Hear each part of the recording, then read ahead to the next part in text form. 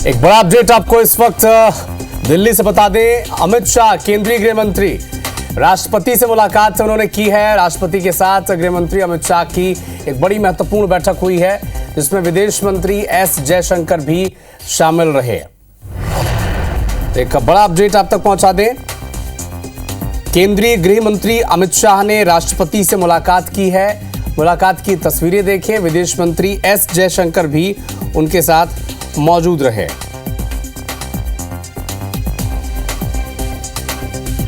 तो केंद्र सरकार ने पहलगाम आतंकी हमले के मद्देनजर जो बड़ी कार्रवाई की है, उसके बाद अब विदेश मंत्रालय ने बहुत सारी चीजें साफ कर दी हैं कि पाकिस्तानी नागरिकों को अब भारत छोड़ना होगा और तमाम, चाहे वो सिंधु जल समझौते से जुड़े पॉइंट्स को रद्द कर दिया। इसके अलावा अब केंद्रीय गृह मंत्री अमित शाह और विदेश मंत्री एस जयशंकर ने राष्ट्रपति से मुलाकात की है और पहलगाम आतंकी हमले की जानकारी भी दी है।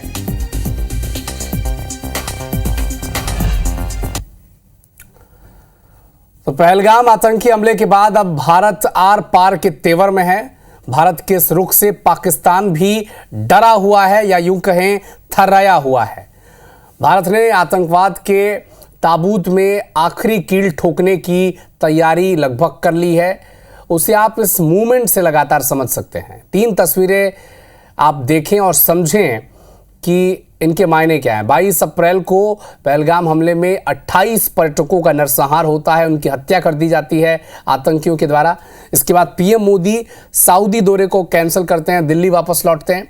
23 अप्रैल को सीसीएस की बड़ी महत्वपूर्ण बैठक में पाकिस्तान के खिलाफ सख्त एक्शन लिया जाता है, जिसमें भारत ने सिंधु जल समझौते पर रोक लगा दी। अटारी बॉर्डर पर चेक पोस्ट बंद कर दिए गए। पाकिस्तानों का वीज़ा रद्द कर दिया गया। उन्हें 48 घंटे के भीतर भारत छोड़ने का आदेश जारी किया गया। और इसके ठीक अगले दिन पीएम मोदी आज बिहार की मधुबनी पहुंचते हैं और दुनिया को संदेश देते हैं कि आतंकियों को तो मिट्टी में मिला देंगे। उन्होंने साफ कहा है कि भारत की आत्मा पर हमला करने वालों का जो अंजाम है कल्पना से परे होगा।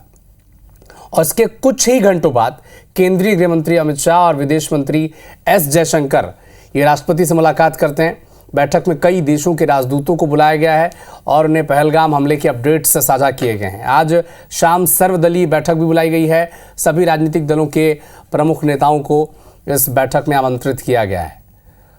तो अब हिंदुस्तान इंतकाम लेने के लिए लगातार आगे बढ़ रहा है और हर भारतीय की एक ही मंशा है इस वक्त कि इन 28 पर्यटकों की जिस नृशंस तरीके से हत्या की गई है, अब उसका बदला हिंदुस्तान को लेना होगा और आतंकियों को जड़ से साफ करना होगा।